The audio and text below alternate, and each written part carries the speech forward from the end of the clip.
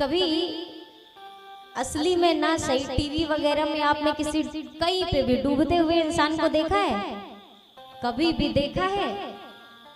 किसने किसने देखा है? हाथ ऊपर करिए। आपको और बाकी को पता ही ना है कि कोई डूबता है तो कैसे करता है? पालती मार के डूबता है क्या? कैसे डूबता है? डूबने वाले के हाथ कैसे होते हैं मुझे जरा बताइए, कैसे होते? हाँ, आप ही कुछ जन को पता है, बाकी तो ये सब ऊपर से आए हैं, इनको क्या मालूम धरती पे क्या चलता है, क्या पता, आज ही तो आए हैं साथ में। जब कोई इंसान डूबने लगता है ना तो सदैव उसके हाथ ऊपर की ओर चलते हैं। जब तक उसके अंदर आखिरी सांस तक होती है ना, वो आखिरी सांस तक अपने हाथ को ऊपर रखता है। कारण कि कहीं कोई तो ऐसा होगा जो शायद मेरे इस हाथ को देख ले और मेरे हाथ को पकड़कर मुझे इस गहरे जल से बाहर निकाले। जब इंसान के हाथ दिखना बंद हो जाते हैं ना, तो सामने वाला समझ जाता है कि अब ये पूरी तरह जल में डूब गया। और जब तक हाथ चलते रहते हैं, यदि कोई देख रहा है तब तक उसको पता है ये जिंदा है, इसको अभी बचाया जा सकता है। इस संसार को भव सागर कहा गया है। ये भी एक सागर है, नदी तालाब नहीं, वो तो छोटी चीज है। ये भव सागर है और इस भव सागर में हम आप कहीं ना कहीं हम सभी एक डूब ही रहे हैं। ये जो बीच बीच में जय घोष होता है और आपसे कहा जाता है हाथ ऊपर करके जयकारे लगाइए, इसके पीछे एक कारण है। कारण ये है, हम प्रार्थना करते हैं उस दौरान ठाकुर जी से कि प्रभु मैं इस भव सागर में डूब रहा हूँ, यदि मेरी एक उंगली भी तुम्हें दिख जाए ना सरकार, तो देर मत करना मुझे बचाने, मेरा हाथ पकड़ लेना और मुझे इस गहरे जल से बाहर निकाल लेना। और जो ऐसे बैठे रहोगे तो कौन आपको बचाएगा?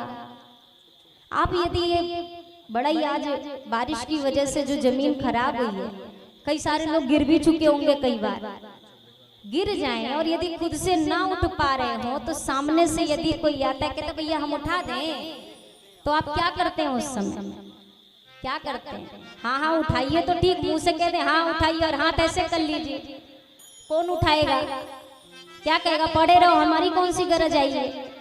वो कहेगा सामने वाला, यदि आप गिरे हो और सामने कोई खड़ा है तो आप अपना हाथ उसकी ओर बढ़ाएंगे और तब वो आपका हाथ पकड़ के आपको उठाएगा।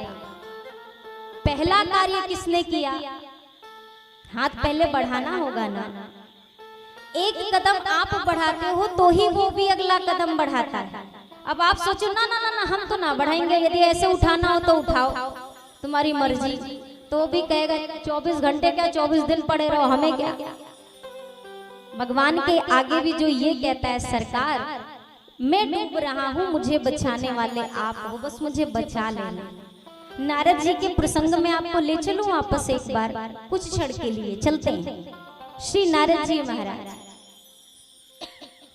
मन में अभिमान हुआ है। क्या अभिमान? मैंने तो कामदेव को हरा दिया, भोले बाबा से भी आगे निकल गया मैं, क्योंकि भोले बाबा ने काम को जलाया और जलाया कैसे? क्रोध करके। मैंने तो कामदेव पर क्रोध भी नहीं किया और काम को हरा भी दिया, मतलब मैं भोले बाबा से भी आगे निकल गया। मन में इतना अभिमान तो आ गया कि मैं बहुत योग्य हो गया, मैं भोले बाबा से आगे निकल गया। लेकिन जब विश्व मोहिनी से विवाह करने की इच्छा नारद जी के मन में आई, भगवान को बुलाया नारद जी ने, और जब भगवान आए, भगवान ने पूछा नारद जी क्या दूं? ज्ञान दूं, भक्ति दूं, वैराग्य दूं, समृद्धि दूं, क्या दूं? भगवान सब देने की बात करते हैं, पर कभी भी अपने मुख से ठाकुर जी अपनी भक्ति देने की बात नहीं करते। अपने से नहीं करते जब तक सामने कोई व्यक्ति, कोई ऐसा भगत ना हो जो खुद कहे कि मुझे अपनी भक्ति दे दो। ठाकुर जी खुद से नहीं देते, पर नारद जी से कहा भक्ति दूं, नारद जी ने कहा ना ना ना ना ये सब बहुत है, आज ये नहीं चाहिए। तो क्या चाहिए? नारद जी ने कहा आपन रूप देहु प्रभु मोहि आन भांति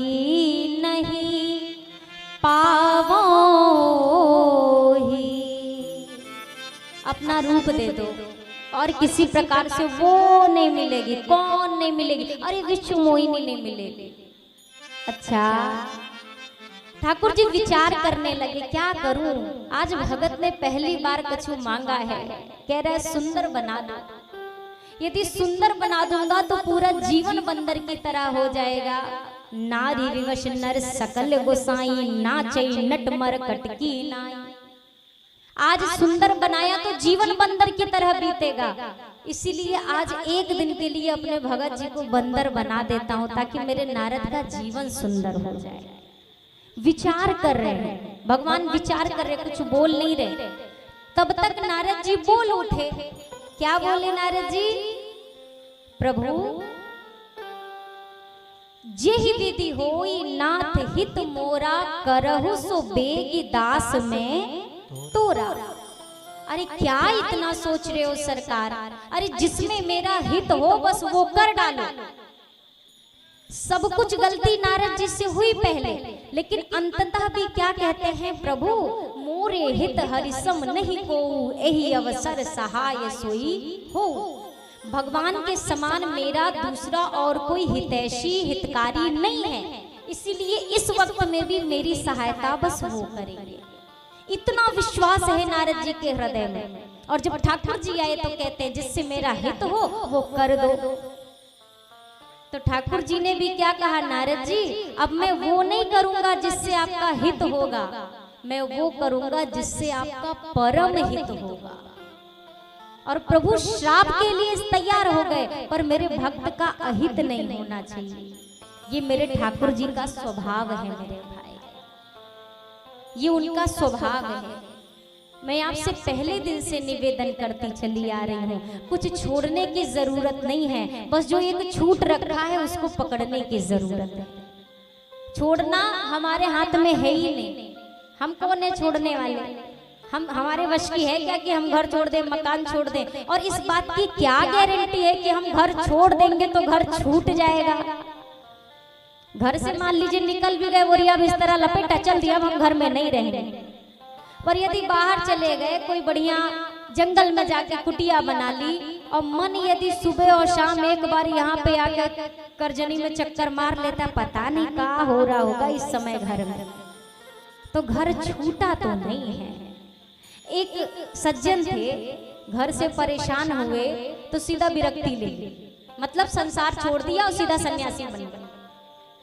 एक संत से मुलाकात हुई, वो जिससे भी मिलते उससे यही कहते, भैया अपने करोड़ों की संपत्ति पे मैं लात मार के आया हूं, तब ये साधु बना, तब ये विरक्ति लिए। करोड़ों की संपत्ति, आज मुझे ठीक 12 साल हो गए अपना घर छोड़े। मंगलवार का दिन था, दोपहर की बेला थी, घर वाले रोते रह गए, लेकिन मजाल की हमने पलट के देखा 12 साल 3 दिन हो गया। हमेशा यही कहे। एक बार एक संत आए, उनसे भी कहा, महाराज करोड़ों की संपत्ति पे लात मारी। संत ने कहा, महाराज जी लात तो आपने मारी, पर हमें लगता है आपकी लात ठीक से लगी नहीं, इसीलिए अभी तक इतना लात मारने के बाद भी आपके साथ ही चल रहा है, छूटा नहीं है। लात यदि एक बार ठीक से मारी होती तो अभी तक छूट गया होता, गांव का नाम भी ना याद होता कि कहां से थे हम।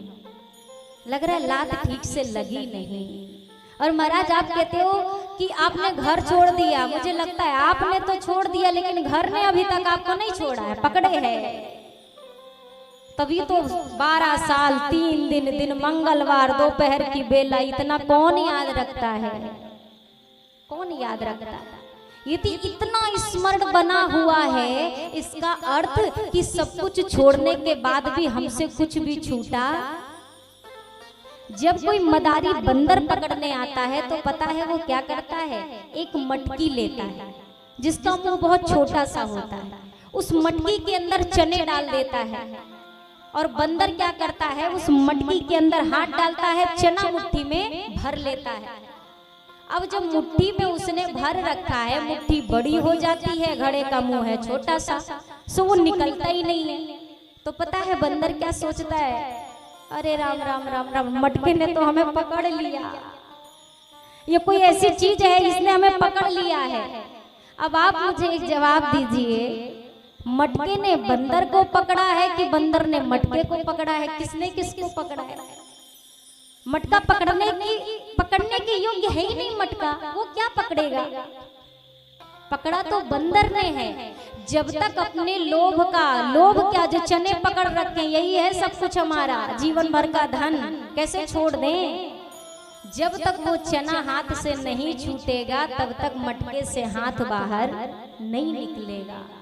इस संसार में भी ये जितनी चीजें मिलती हैं ना, हम सब कुछ पकड़ के रहते हैं और फिर लगता है अरे महाराज कहाँ हरिद्वार कैसे छूटेगा? अरे मत छोड़ो, वो भी पकड़े रहो, लेकिन जिसने ये सब कुछ पकड़ाया है उसको तो ध्यान में रखो कि मुझे भेजा किसने, मुझे बनाया किसने, मेरा अस्तित्व इस संसार में कैसे है। अगर मेरे आगे कोई अदब से सर झुकाता है तो ये किसकी मेहरबानी है?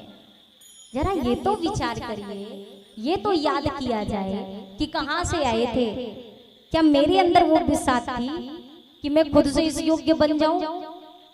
नहीं, ईश्वर है जो हमारे साथ ही साथ रहता है, कभी प्रत्यक्ष रूप में, कभी अप्रत्यक्ष रूप में, पर कृपा तो उसी की होती, सदैव उसकी होती है। जीव माने तब भी, ना माने तब भी, हर हाल में हम उस पर ही निर्भर करते हैं।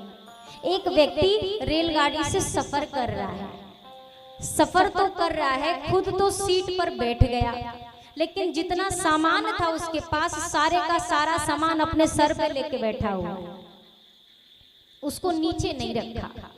सामने के सीट वाले ने कहा अरे भैया काहे को इतना बड़ा बोझा सर पे लिए घूम रहे हो? अरे धर दो नीचे रख दो। अब उन सज्जन ने क्या कहा, अरे तुम सब हो गए निर्दयी, हम इतने निर्दयी नहीं है। अब लोगों को भी लगा इसमें निर्दयी वाली कौन सी बात आ गई। उस व्यक्ति ने कहा अरे तुम सबके अंदर दया धर्म है कि नहीं है? अरे मतलब ये बेचारी इकलौती ट्रेन एक तो हमारा भार उठा रही है, ऊपर से हम सामान रख दे तो इसका भार भी बेचारी ट्रेन ही उठाए, इतने निर्मम तो हम नहीं है। अब कोई उन महाशय से पूछो कि आप तो सीट पर बैठे हो, सीट ट्रेन में है, सामान आपके सिर पे है, तो सब करने के बाद भी सामान का भार किस पर है? अरे ट्रेन ही पे तो है, हवा में तो आप झूलना रहे हो कि हवा में आप लहरा रहे हो तो सारा भार हवा पे है। तो यदि वो व्यक्ति सामान नीचे रख दे तो भी सारा भार ट्रेन ही उठाएगी, और यदि वो सर पे भी लाद के घूमता रहे तो भी सारा भार ट्रेन ही उठाएगी। ठीक इसी प्रकार मेरे भाई, यदि अपने जिंदगी का सारा टेंशन यहाँ लेके घूमेंगे तो भी हम उसी पर निर्भर हैं, और यदि उस टेंशन को उतार करके रख देंगे कि सरकार अब आप संभालो, हमें नहीं मतलब, तो भी सारा भार उसी के हाथ में है। बस हमारे भाव की बात है, हमारी भावना क्या कहती है, हमारे